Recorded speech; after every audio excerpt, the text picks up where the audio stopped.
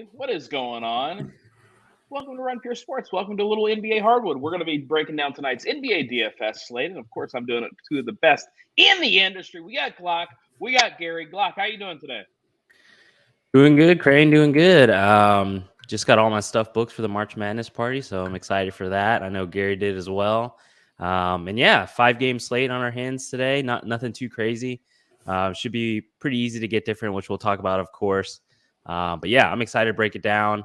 Obviously, before we hopped on, got my MMA lineups in. So I'm hoping, one, we either finish the show before lock, which is at 4:30 p.m. CST, or there's no late scratches. Because if there's no late scratches, then I'm good to go. So yeah, looking forward to breaking it down with you guys. All right, let's root for no late scratches. I'm going to be rooting for my lineups, and Gary, I'm also going to be rooting for your lineups. How you doing, buddy? Pretty good.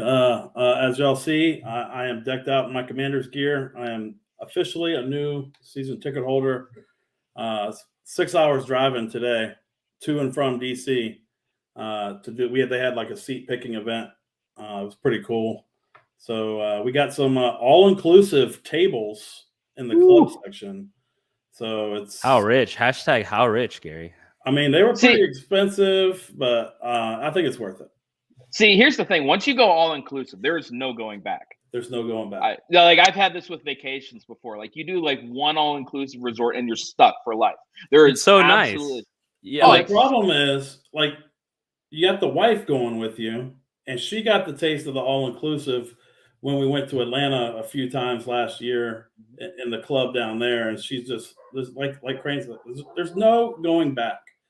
Once you go all-inclusive, you can't do it. It's like $7,500 for the year, so that's fine. It's great. It's great. So I mean, hey, you know what? We're gonna try and pay for that tonight. All right, we're gonna try and get some lineups in that you say, you know what? Even though I dropped $7,500 on the Washington freaking Commanders, I'm still gonna profit today. That's how we're gonna be rolling tonight. And Glock, I know you're trying to get out of here before the MMA lineups start. I'm trying to do the same. So let's go ahead and kick it off, and we have to talk about this game because we are contractually obligated to do so. It's Detroit and Cleveland, 218-point total. Cleveland, 16-point favorites. They are not messing around. Vegas isn't this late in the season. Gary, I'm going to kick it off with you, man, because Detroit, they're in full tank mode. There's no Cade Cunningham, no Isaiah Stewart, no Jalen Duren, no Bojan Bogdanovic, no Alex Burks. We got value with Detroit. You're not going to want to watch the game. Are you playing these Pistons? I mean, I think you have to have interest in them tonight. I mean, everybody is under 5,700. I'm not going to play guys like Corey Joseph and Rodney Magruder and probably Livers and Hampton and Roden. I'm not going to play those guys, but I'm interested in Wiseman, Bagley. Diallo's probably my favorite option at 4,500. And I'm seeing Hayes' projection is lower than I figured it would be. He's projected for 31 minutes. I don't know why his projection's lower. It's lower than 5X, which was surprising to me when I opened the slate up. But I do like him. And Wiseman and Bagley are going to have to play a ton here, right, against Mobley and Allen. So, I mean, I think it's perfectly fine to play both Wiseman and Bagley in the same lineup on this slate. And I do like them quite a bit here. I know the matchup is really tough, but they're just going to have to play so many minutes here. Yeah, I mean, there's just no way around it, Glock. Like, these dudes are going to be playing minutes. Like, initially you look at, 16-point favorite. I don't want to mess with it. But, you know, we're playing fantasy. We're not playing beat the spread. So we got to play some of these Pistons, don't we? Yeah, for sure. Just based on the injury situation. Like you said, Bogdanovic is out. Burks, Duren, Stewart, Cade Cunningham. They're just so thin, like, at that front court position where I feel like those two guys, Wiseman and Bagley, are just going to be game script proof, right? You said it yourself, Crane, where, you know, even though they're 16-point dogs, Detroit is kind of more so in a development stage, or at least that's what you think. Obviously, Dwayne Casey has been, you know, a very suspect dude, you know, for forever now. But keeping that in mind, like, you know, you have young guys that need to develop, right? Killian Hayes, Jaden Ivey, Wiseman, Bagley, Diallo, even a guy like RJ Hampton you can sprinkle into your 150. Like, I think all of these guys are guys that Detroit needs to take a look at and develop. So, you know, I would expect them to play, you know, no matter what the script is. And that's why I like them mostly. I'm not seeing them pop as much as I thought I would in optimizers. Like I do see James Wiseman popping a lot, but in regards to the other guys like Jaden Ivey, Marvin Bagley, Hamidou Diallo, they're popping sparingly, which makes me a little more interested in this spot just because like, we'll talk about it later, but a spot that, has a lot of value on the slate is San Antonio and Houston.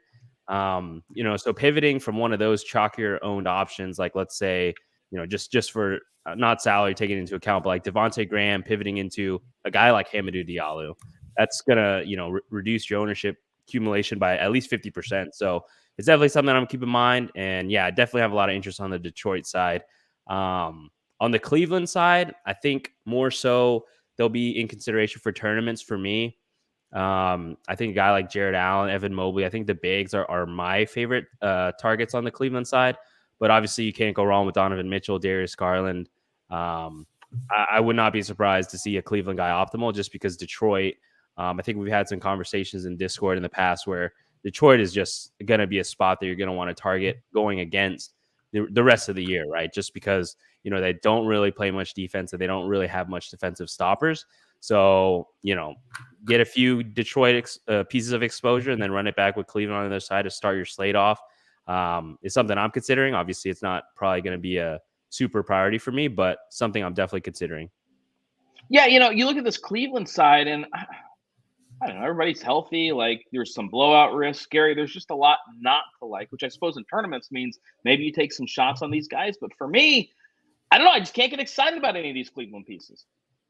Yeah, I mean, I can't really either. I wouldn't hate. I mean, I don't even know if Karis LeVert could even enter the conversation. I mean, 3,900. That's a really low price tag for him, but I don't think he gets blowout run or anything kind of like that. So, Jared Allen at 6,900, that's fine. I don't know if I can pay 7,600 for Evan Mobley here. I mean, I get the spot and everything. I think I would probably personally play one of either Mitchell or Garland. I mean, this Detroit team is just god awful on every facet of the game. And these two guys just went off here in the last game. So I think I could definitely don't play both of them in your lineups, but I think they can still get there in say 28 to 30 minutes. All right. I don't know. Like this Cleveland side, I just don't want to mess with. Gary, what are you doing with this Detroit side? Are you playing these guys? Yeah. So I like James Wiseman, Marvin Bagley quite a bit. Diallo's my favorite piece at 4,500. And I do like Ivy and Hayes as well. I'm going to keep away from the sub 4K guys from Detroit. All right, let's talk Atlanta at Miami. 201 point favorites, and we have midday down Jimmy Butler. He was moved from available to questionable with a knee issue. So Glock, I'm going to kick it off with you because the Hawks, nobody on the injury report. They're fine. Trae Young's been looking better since Nate McMillan got fired on Miami. If Jimmy plays, are we playing Bam? Are we playing Tyler Hero? What are we doing with Miami side? What are we doing with this game, Glock? Yeah, so I think, obviously we just talked about Detroit, Cleveland, and, if you were to try to get a little contrarian and lock into some Cleveland pieces early, I would hesitate just because we have this massive Q tag on the slate. I would say the Jimmy Butler Q tag is the biggest Q tag on the slate and would definitely change the way your builds look right now, right? Because obviously most projection sites right now have them in. So guys like Tyler Hero, Bam Adebayo, Max Struss, if Jimmy misses, Max Struss would probably slide into the starting lineup and become a viable source of value. He won't be projecting good right now. So having that flexibility to adjust to that news if Jimmy Butler is out is definitely something I'm going to have in mind. Both of these teams are coming off a back-to-back, so they did play last night. So in my head, Jimmy Butler, there's definitely a chance that he could sit, right? And obviously, if he were to sit, a guy like Bam Adebayo, he's actually already projecting really strong. So he's going to be an even stronger play if Jimmy's out. And then same goes with Tyler Hero, right? He's already projecting pretty nicely and would just become even stronger with Jimmy Butler out. And then obviously, if he were to miss, Gabe Vincent would get a usage bump. Kevin Love would even get a usage bump in the starting lineup. And then you get value plays that are viable, such as Victor Oladipo. Caleb Martin obviously is never a fun roster, but he would play more minutes and is cheap. So it would bring the Miami side a lot more so into play for me, which is why I want to have the flexibility, just waiting for that news. And then, on the Atlanta side, I think it's three clear guys. Trae Young, DeJounte Murray in GPPs, and then Clint Capella. He's still fairly cheap, and he's been playing really well since they got Quinn Snyder in the fold. So, like those three guys from Atlanta in tournaments, and then on the Miami side, like I said, we got to wait for that Jimmy Butler news. If he is in, I still think you can consider a guy like Hero, Bam, and Jimmy himself in tournaments, but I won't love it as much as I would if Jimmy were to be out. Yeah, like these Miami pieces, if they're the last piece in, great. Okay, cool. We can live with that. Gary, I don't know about you, but for me, this game, I don't want to mess with it. Like these other games are just better, and the guys in the other games are also cheaper. So I don't know. Were you messing with this game, Gary? I think the only way I mess with this game is if Jimmy sits. So it's really tough for us to break down. And if Jimmy does sit, I don't mind running 2 or 3 Miami pieces and running it back with one of Trae or DeJounte. DeJounte was a hero yesterday. Put up 55 DraftKings points, I believe. His price tag went down 7,800. That's a really good tag. I know it's a low total, tough matchup. He is probably my favorite play on Atlanta regardless, and I like him a little bit here. He's in contention for me. I just like riding shooters, riding guys that have been shooting well. He shot awesome last night. He played well. I think he gets the better matchup, I think, slightly over Trae here. So I like DeJounte quite a bit. And Glock pretty much, he nailed the Miami side. I'm probably not going to play anybody from Miami on a main squad unless Jimmy is out. Let me add on to that real quick, Wayne. Yep. Yeah. So regarding Trae and DeJounte, if you guys remember last year in the playoffs, Trae was like struggling badly against Miami. And obviously that was when Miami was trapping him big time, double teaming him, making him be, so much of a non-factor that they started playing like Bogdan at point. Kevin Huerter was playing point just to get Trae off the ball. And obviously that's not Trae's game, right? He likes to play on the ball, come across pick and roll screens and stuff like that.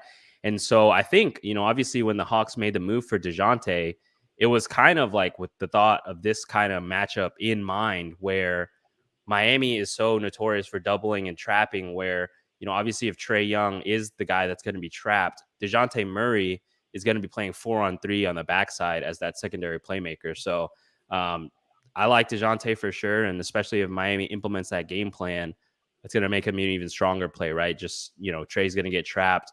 And then DeJounte is going to be that outlet to play 4-on-3. So like what Gary touched on there, DeJounte feels really cheap. And of course he's coming off a really good ceiling game last night. But if Miami does what I think they would defensively, then, I think DeJounte has a chance to eat tonight for sure.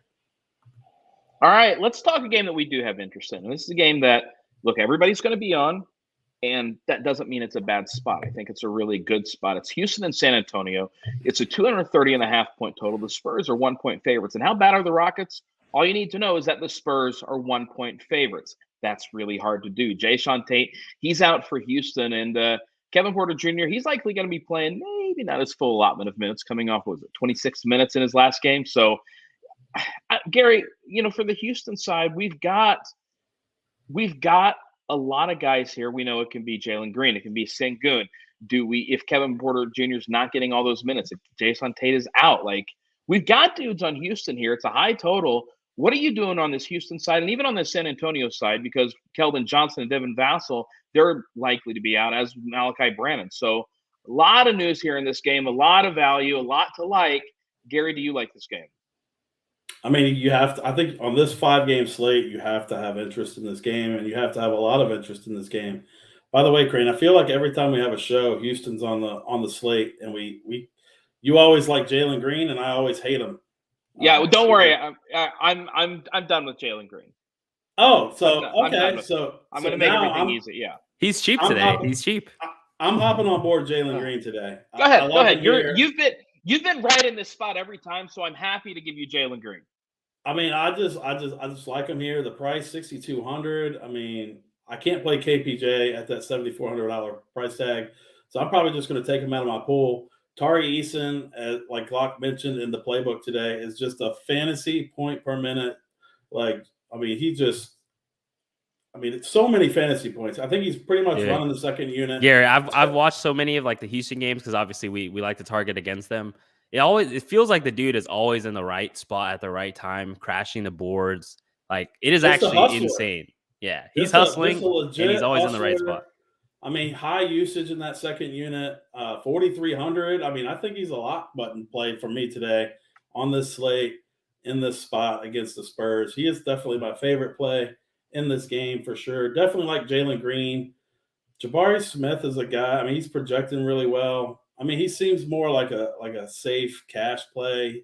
He just hasn't shown the ceiling that I want from him. I mean, we want him to be good. I mean, he was good in college, but like he just hasn't shown it to me. He's not going to be a main team piece for me. Definitely would have interest if I was mass multi-entering tonight. Sengun, 7,500, another guy that I can't get behind. Even in this spot, I mean, he just hasn't shown the ceiling. They got all these guys back. They're figuring out usage, this and that. So I will not be playing any Sengun tonight. I do have a little bit of interest in KJ Martin.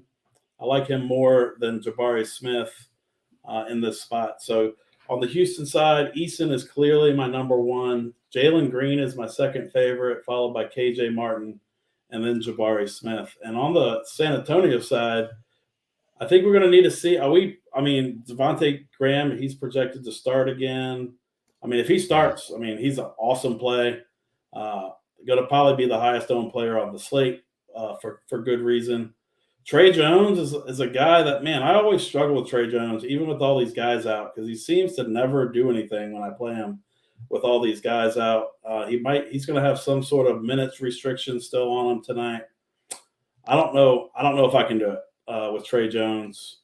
Sochan, though, is a guy that I can get behind. He disappointed me a few weeks back. I could have went back-to-back shipper, and then he got hurt and was gone for like a week. I'll go back to him here in this spot. I think he put up a 40-piece last night, so definitely like him at 5,400. Probably not going to go to Zach Collins. I prefer his cheaper counterpart in Charles Bassey here at 3,900. I like that quite a bit, and that's probably it for me on the Spurs. So Devontae Graham, Sochan are definitely my two favorites, followed by Bassey. Yeah, I mean, there's a lot to like here. Like, you mentioned Zach Collins. I think he's going to see a lot of ownership. And look, I have no problem fading chalk Zach Collins. Glock, what are you doing with this game? Yeah, this game, if you just run a lot of lineups right now, you're going to have multiple pieces for sure. Mainly on the Spurs side for sure, because, they're dealing with, some injury situations, right? Malachi Branham is out. Keldon Johnson's out. Devin Vassell, Doug McDermott. Those are 4 guys that are key cogs in the rotation. So that's a lot of usage to go around. And then you also throw in the fact that Romeo Langford is questionable. He's a guy that has spot started in the past. So keep an eye on that. Like I said, you're really going to have to debate, how many pieces you really want to lock into for that Detroit and Cleveland game, because right in that next lot of games, 7 p.m. Central, you have the big Q tag and Jimmy Butler. And then you have, I wouldn't say huge Q tag in Romeo Langford, but these little small edges in DFS, like especially a guy like him, he'll soak up some minutes, right? So those are just some minutes that can be taken up by someone like a Blake Wesley who's popping a lot at 3.3K as a value play, right? So I definitely like this game a lot. And starting from the Spurs, like Gary said, we kind of have to wait and see who they start. Last game, Trey Jones came off the bench and Devontae Graham started and smashed. So, and that was with Vassell in, and now Vassell's out. So who knows what Pop's going to do, right? Obviously, I think if Trey Jones starts at point guard, Devontae Graham starts at shooting guard, I think you can really play them both. But like Gary said, I do think my favorite play from the Spurs is Jeremy Sohan. It feels like he's really taken a step forward after the All-Star break. And without the, presence of Keldon Johnson, I feel like he's just set to smash in the spot. And then, like you said, chalk Zach Collins. I think if you land on him, it's okay. Obviously, Biggs versus Houston is something we've targeted a ton. And Zach Collins feels to me like one of his minutes are safe, unless he gets into foul trouble. So I like him a lot. But if I don't get to him, I prefer Jeremy Sohan a lot more. Devontae Graham, if he's starting, I like him a lot too. But like I said, you have to keep an eye on that. And then, on the Houston side, they're integrating Jalen Green and KPJ back into the mix. Jalen Green does have a few more games under his belt. So I think and he's only 6.2K. So I feel like you can get to him.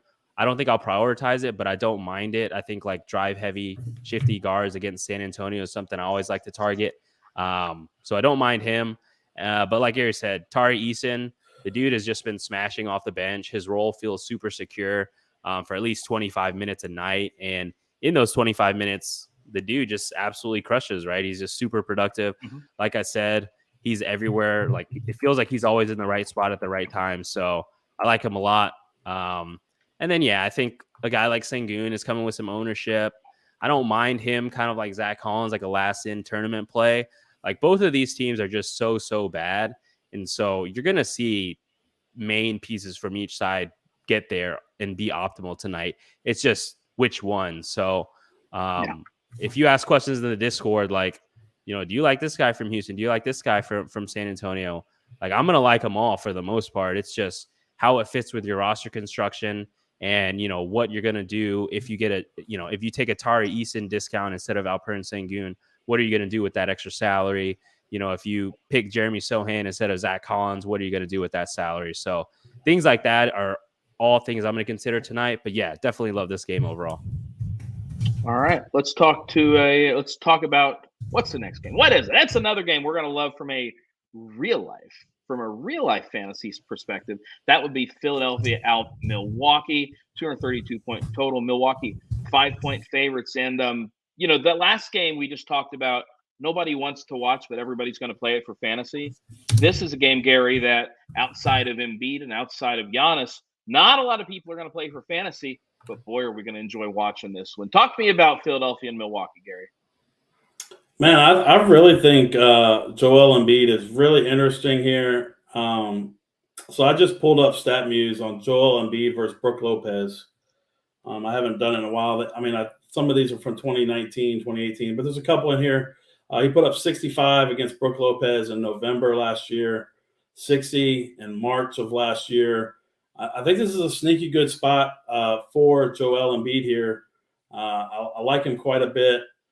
I was actually literally as you were telling me to go to the game, I was like, let me look at his StatMuse against Brook Lopez, and it's been pretty good. He does have in 2017. I think Brook Lopez played it with the Lakers then, I guess. He put up 90 DK. That sounds about right. 90. It was a long time ago. Feels like so long ago, at least. And then 2019. That's back when they had Julius Randle on the team, and they had who else was on that squad? It was Jordan Clarkson. That was an old school team where they were all D'Angelo Russell. They were all 7 years old, but they all played. It was exciting. That was an exciting Lakers team. 2019. He put up an 84 spot, a 78 spot, another 78 spot in 2018 against Milwaukee. So he's done pretty good against Brook Lopez here. So, I always like Joel Embiid. I like him tonight. I like him quite a bit.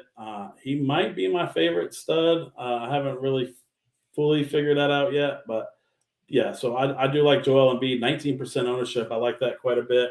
James Harden's another guy. 9,700. He gets you 50 on a 5-game slate. I think you take that and move on about your day. So it's just Joel Embiid and Harden for me. I can't play Maxey coming out of the first unit I know he did well last game, but I'm not going to go there with J-Rue chasing him around all game. I guess you can do worse than DeAnthony Melton at 4K. Coming off the bench is definitely better for him, so definitely don't hate that. But my main focus here is going to be Joel Embiid. And on the Milwaukee side, it's Giannis or bust for me, like it is most days. I don't think I'm probably going to get to Giannis today. I think I prefer Embiid over him straight up. So, yeah. Look, you got the two guys that are second and third in the MVP voting, and Joel Embiid is going to go out of his way to show out here. The fact that he's only 19% is – I love it.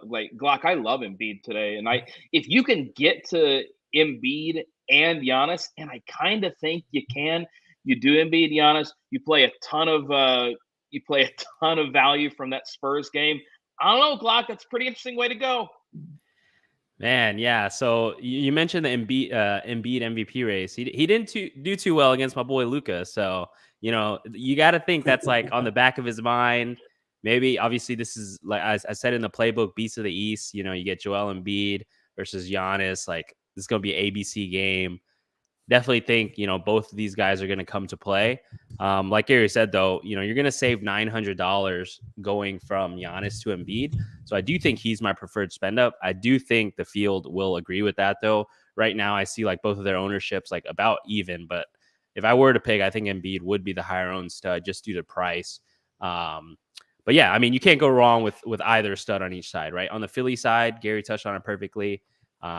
I think Embiid has a higher ceiling, and James Harden feels more like a cash play because, it seems like Harden right now is getting you like that 45 to 50. He's not really eclipsing that much higher. It felt like he was absolutely bodying the Mavs last game, but he only ended up with like 50 DK or something like that. So yeah, I think I prefer Embiid to Harden for sure. And then, like Gary said, I think we need to keep an eye on that starting lineup. They did start Tyrese Maxey last game. If you guys are familiar, he has been coming off the bench, but I believe there was a quote from Doc saying that they want to see how it looks, which I'm not really sure, right? Because DeAnthony Melton is a guy that plays defense. I wouldn't consider Tyrese, a really defensive stopper. And you saw last game, Dallas just got whatever they wanted against that starting lineup, which then in turn caused DeAnthony Melton to play some more minutes off the bench, had 5 stocks, played incredible. So that starting lineup is definitely something to keep in mind because I do like Melton as a contrarian value play if he does come off the bench. He's just going to assume that Tyrese Maxey role where he's going to get all the usage, right? He's going to run that second unit and, he's going to be going against, a guy like Chris Middleton, who's still trying to ease back into things, Pat Connaughton, Grayson Allen, guys like that, right? He won't necessarily get matched up with the Giannis rotation. So I like DeAnthony Melton if he comes off the bench. If he starts, definitely not in play for me. And then, Maxey, with Harden and Embiid, he's coming like seeing 35% to 40% ownership across some sites. Like, that's a lot of ownership for a guy that's kind of third fiddle. So I'd probably stay away and probably drift towards more to like that San Antonio, Houston game. Get exposure into Atlanta, Miami if Jimmy Butler's out rather than eat into that Maxey chalk. But yeah, Philly side, Joel Embiid, James Harden, Tyrese Maxey's fine. He'd be more so of a last piece for me. DeAnthony Melton is a contrarian value option off the bench. Like I said, if he's off the bench. And then, yeah, like Gary said, anytime Giannis is in, it's Giannis or bust for me. One thing I want to keep just hammer home is that, ever since he's got hurt, he's only played 28 minutes, which is a little concerning to me. And these projection sites have just been projecting him over 30 plus minutes every single time. That is something I would keep in mind. Obviously, Giannis, just when he's in there, he's just a fantasy point per minute beast. 28 minutes in his first game back, put up 59 fantasy points. And then in the second game, he put up 50. And he's only playing 28 minutes, which is literally incredible. Obviously, in the Orlando game, they blew him out, which, he didn't have to come back into the fourth, which I think could get him up to that 33-minute projection. So just keep that in mind. National TV game. Maybe Giannis is fully good to go. You can't go wrong with him.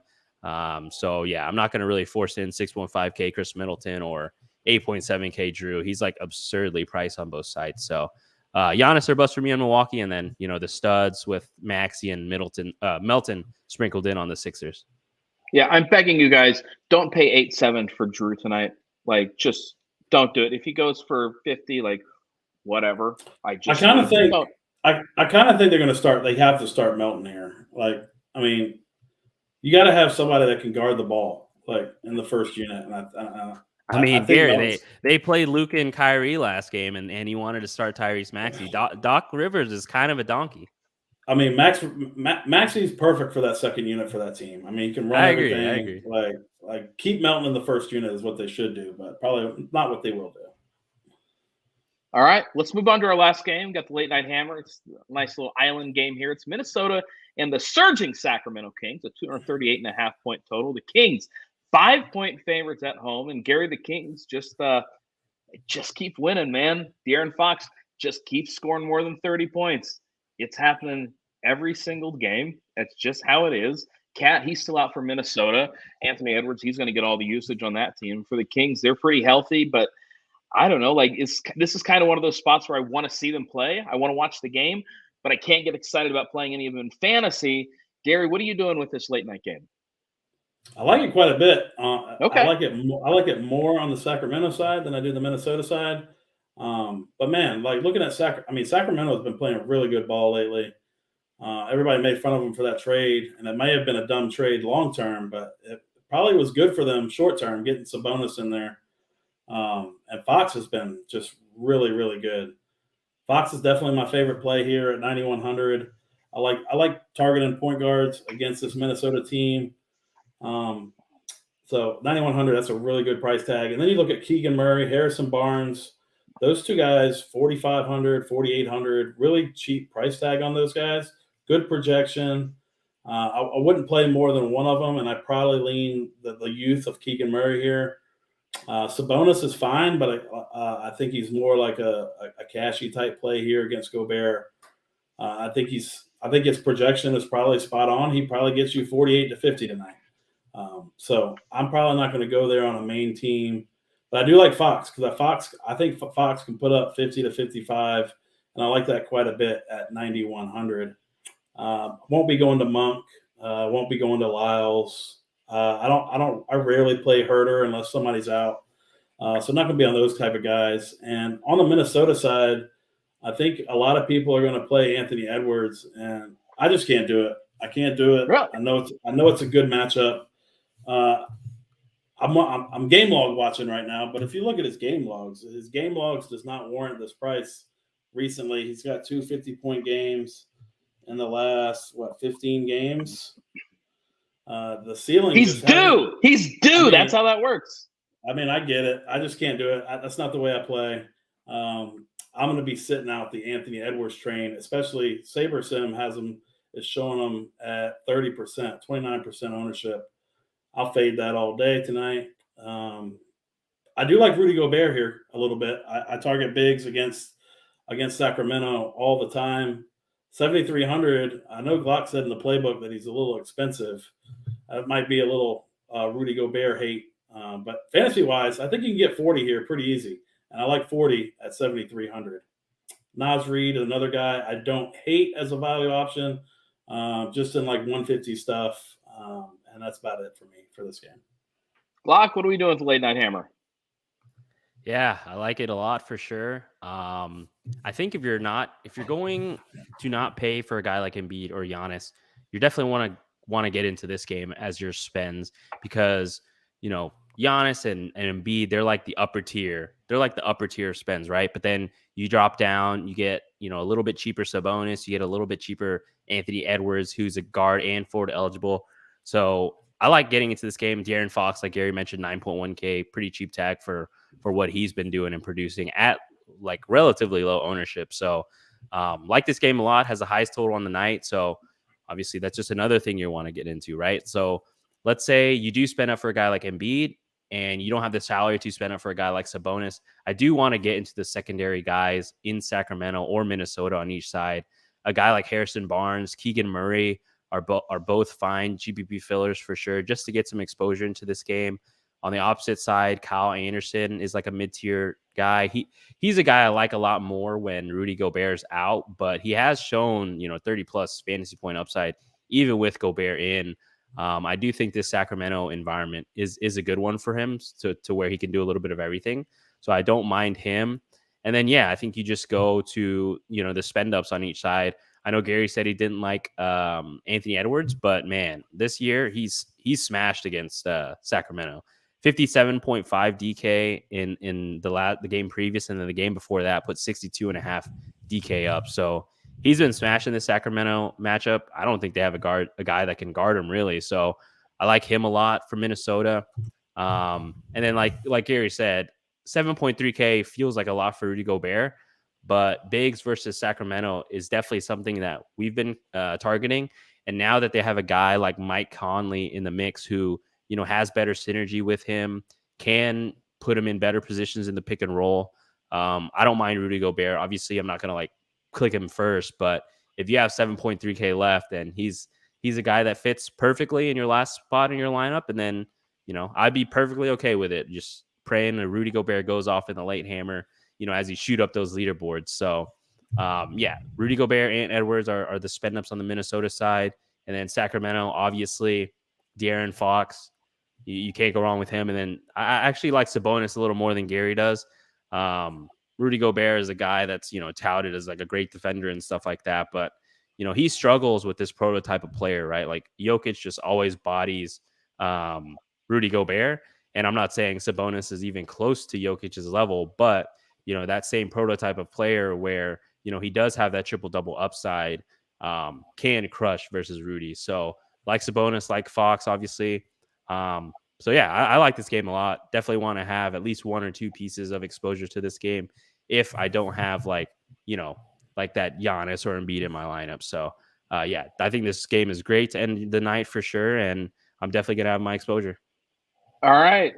Guys, we got to get onto this MMA lock. UFC locks tonight. We haven't had any late swaps, have we? Somebody tell me. Any late swaps in UFC? I don't Somebody see in the chat. I don't think so. All right, So good. far, so good. Sure. Gary, play of the day. Who you got, brother? Hey, I like going first. I really like going first because I'm pretty sure one of you would probably take mine. I'm going to go to the Philly-Milwaukee game.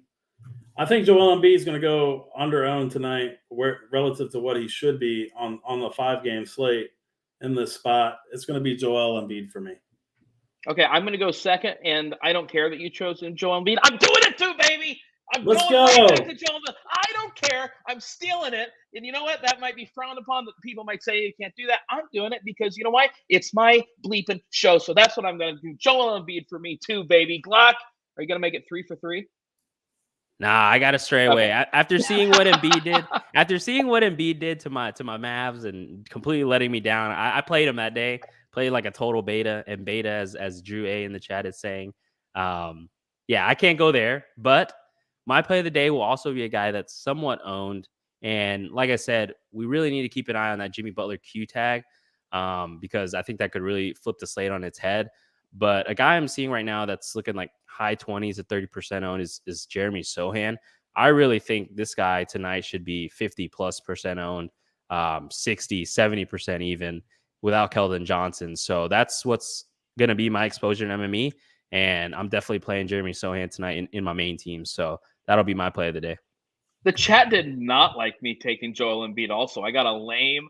I got to give us a close second. You know what? I'll give you a close second. Crane, they want 3 plays to start their lineup with. Click. If you only give them the same as Gary, it's 2. My close second, Jeremy Sohan. There we go. That's what I'm going to do. All right. I'm not messing around today. We got to jump off here. We got NBA lineups to make. We got MMA lineups to make. We got a lot of fun going on here. Hang out with us in the Discord tonight. It's going to be a good time. Thanks for watching, everybody. Check us out on runpuresports.com. For Glock, for Gary, I'm Eric, and we will catch y'all later. Peace.